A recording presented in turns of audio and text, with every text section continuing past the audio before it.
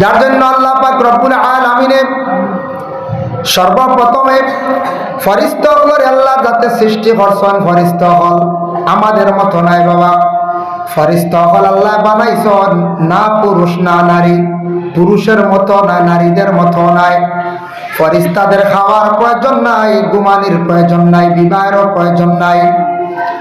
ফেরেশতারে আল্লাহ যাতে সৃষ্টি করছেন শুধুমাত্র আল্লাহর গোলামি করার জন্য।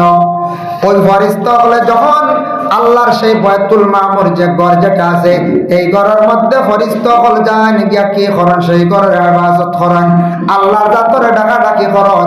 আল্লাহ জানাইলা ও আমার ফেরেশতা হল, আমি দুনিয়ার জমিনে আদম জাতিরে দিয়া আদম জাতির জন্য একটা মসজিদ আমি দুনিয়ার জমিন অর্ডার করব, সেই মসজিদটা তোমরা ফেরেশতা হলে গিয়া বানাইবা। এই মসজিদ তুমি তাই বানাইবা।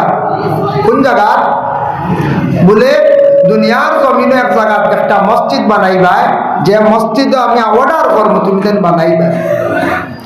ফেরেশতা হলো তখন হইলা আল্লাহ ঠিক আছে, আসাও তো ইনু তো আপনার আদম জাত আসা অসম্ভব হইব, ঠিক আছে আপনি একটা মসজিদ বানাইলাই, অর্ডার করি দেখো আমরা বানাইব।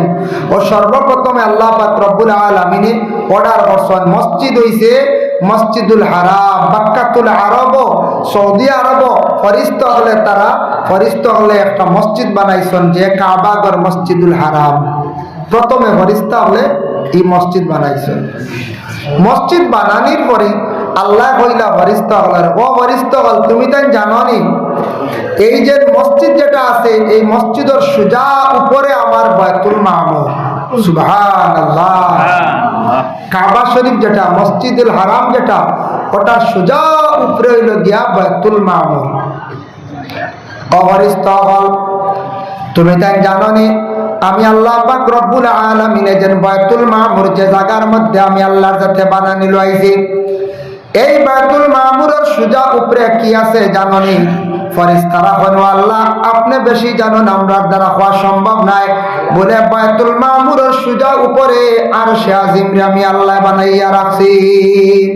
সোজা উপরে একটা আরেকটা নিশান লাগায়। ও আরশে আজিমর নিচে হইল গিয়া সোজা বাইতুল মামুর, আর বাইতুল মামুরের সোজা নিচে হইল গিয়া মসজিদুল হারাম।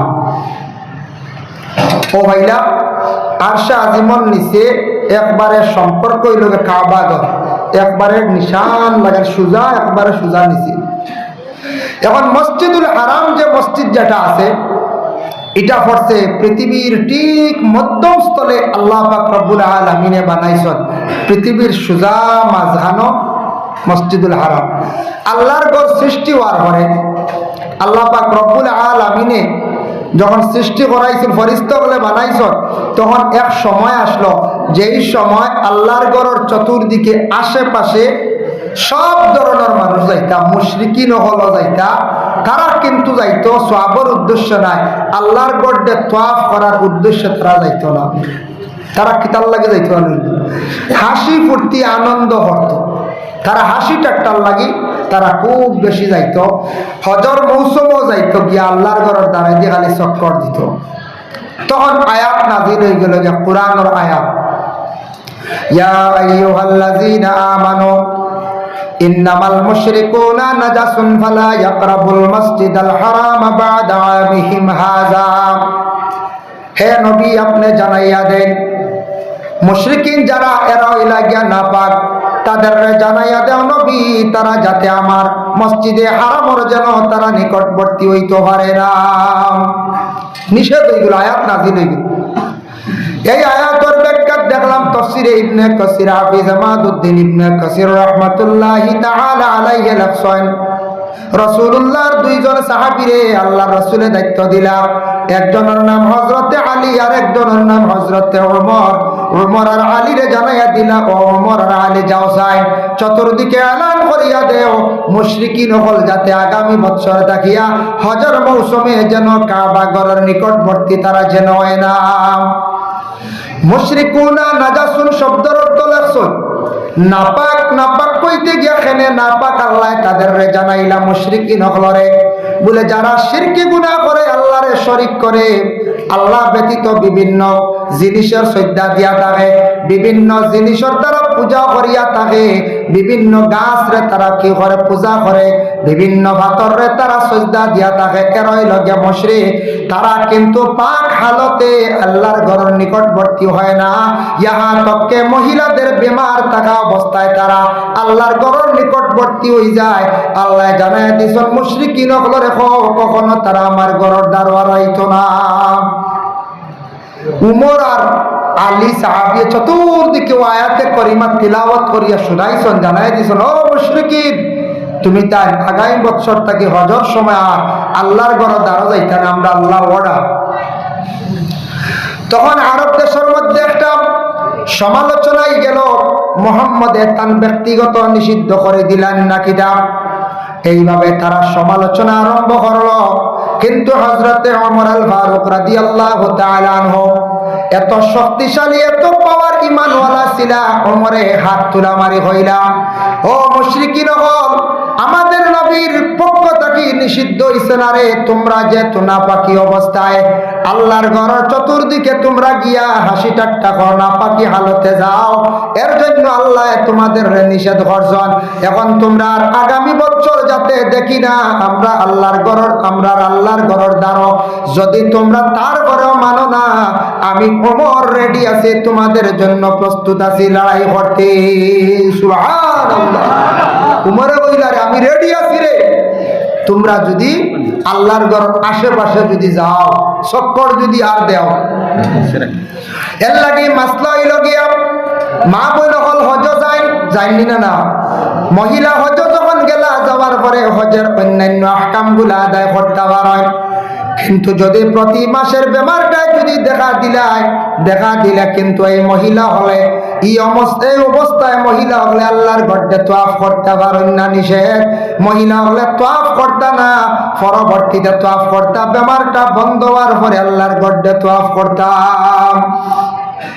মহিলাদের এই বেমার থাকা অবস্থায় নিষিদ্ধ, একটু আল্লাহ নমাজরে মাফ করিয়া দিয়েছে, কারণ নমাজ ও কোরআন শরীফ তিলাওয়াত করা হইল গিয়ে ওয়াজিব।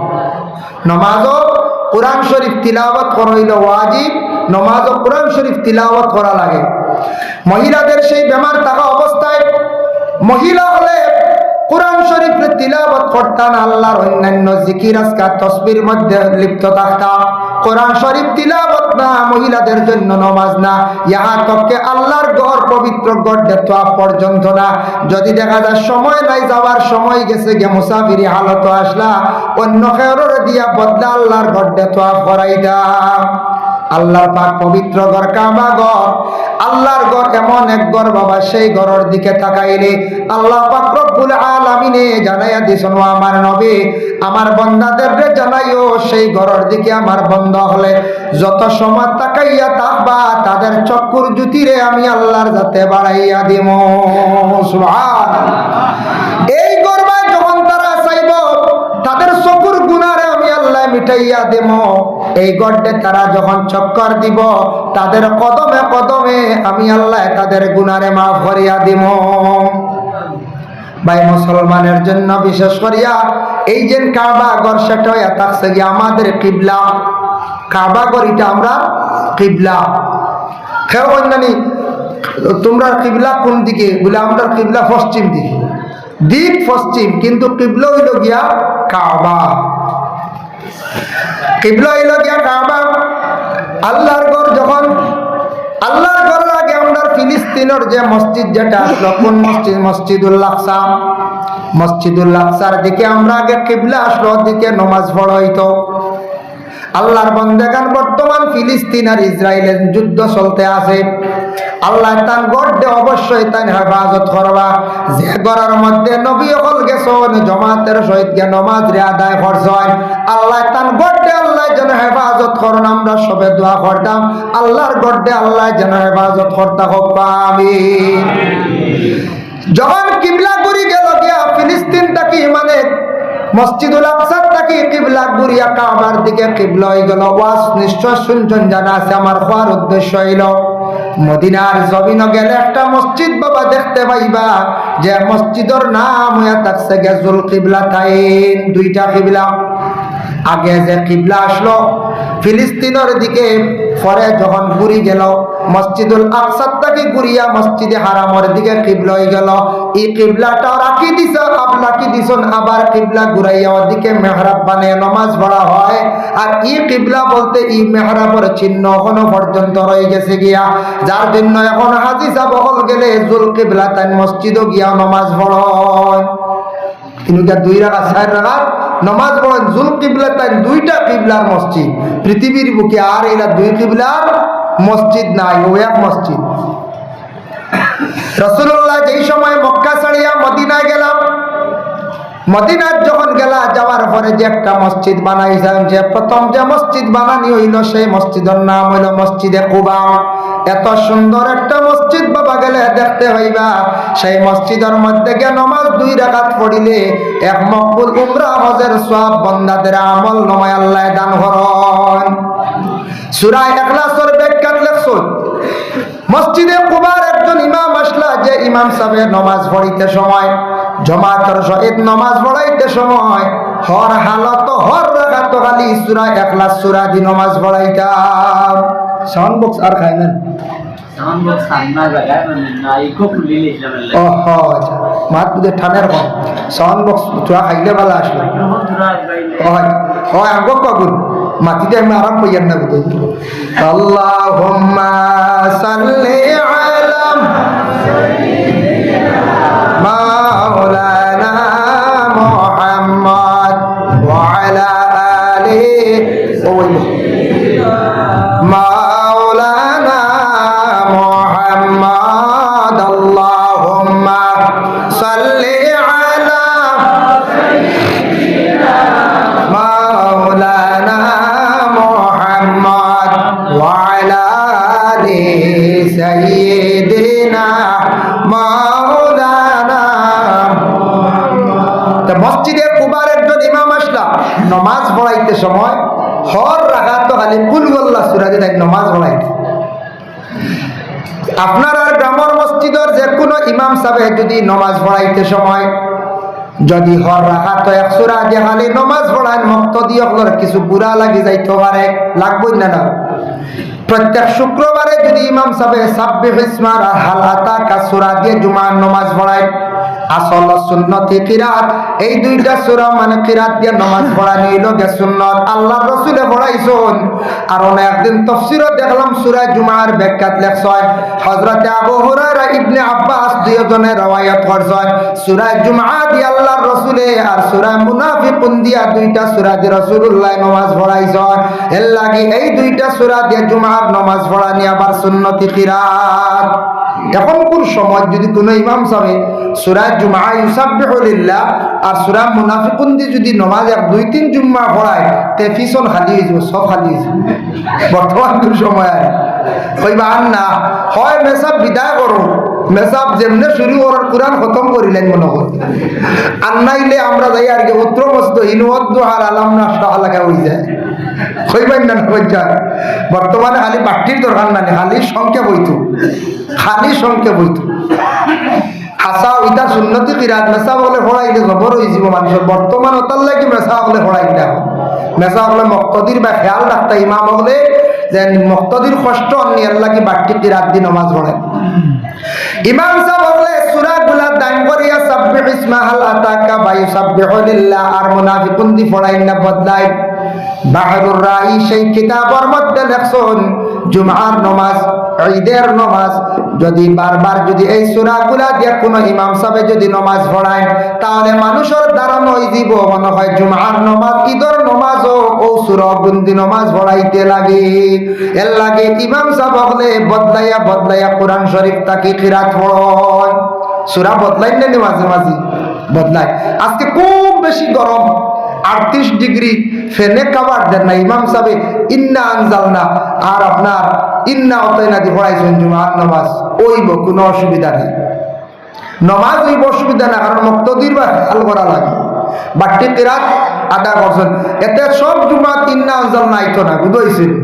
এখন ওইব শুনিয়া যদি কোন বাদে ইমাম সাহেব বাটি কিরাত তো ওইব শুনলাম যে আপনি লম্বাই কেন বলেন চার যদি করে দিন, জি না। লম্বা কিরাত পড়া লাগবে, সুন্নতি কিরাতও পড়া হইতো।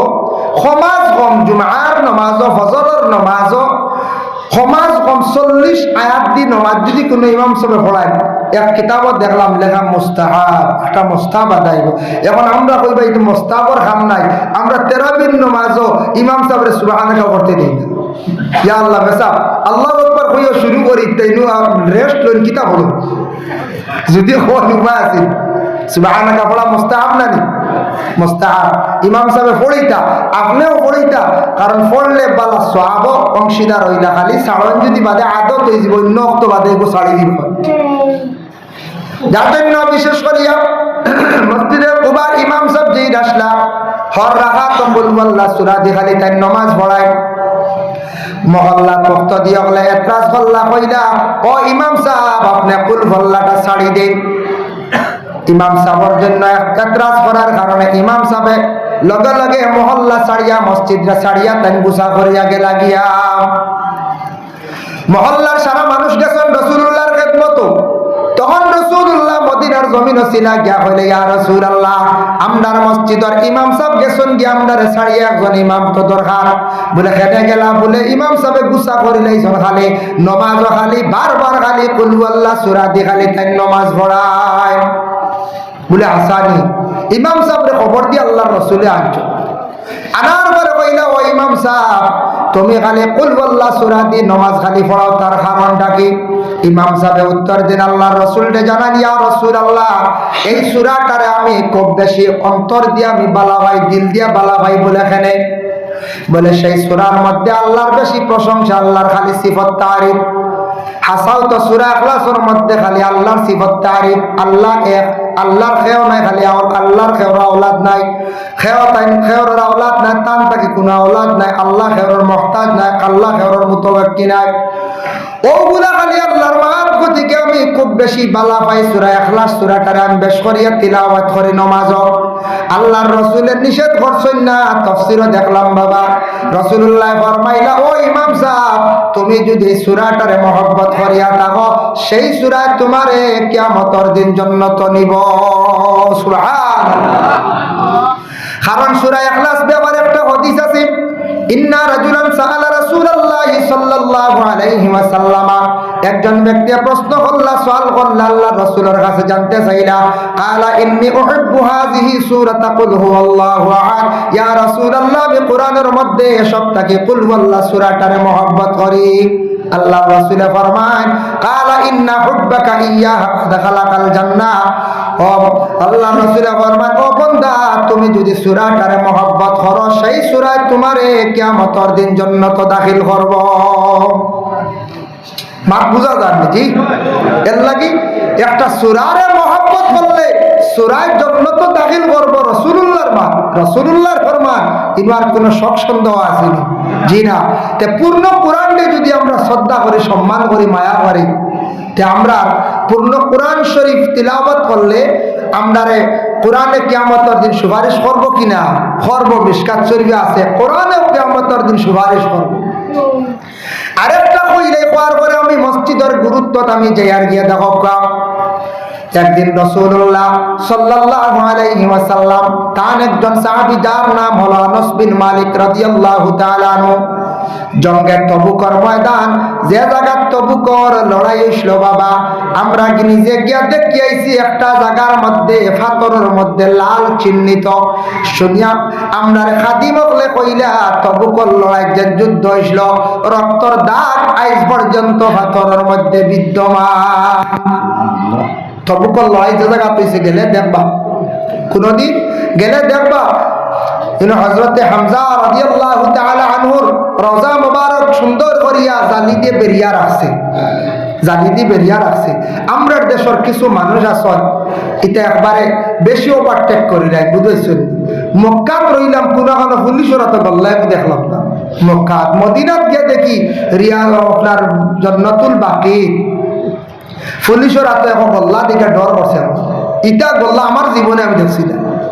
গল্লার মানে জাত আছে, আমরা এমনি একটা প্লাস্টিকের গল্লা আছে, তারপরে হয়তো আপনি গল্লা একটা ছবি আছে নানি গল্লার, ওটা আছে ইনুর জন্নতুল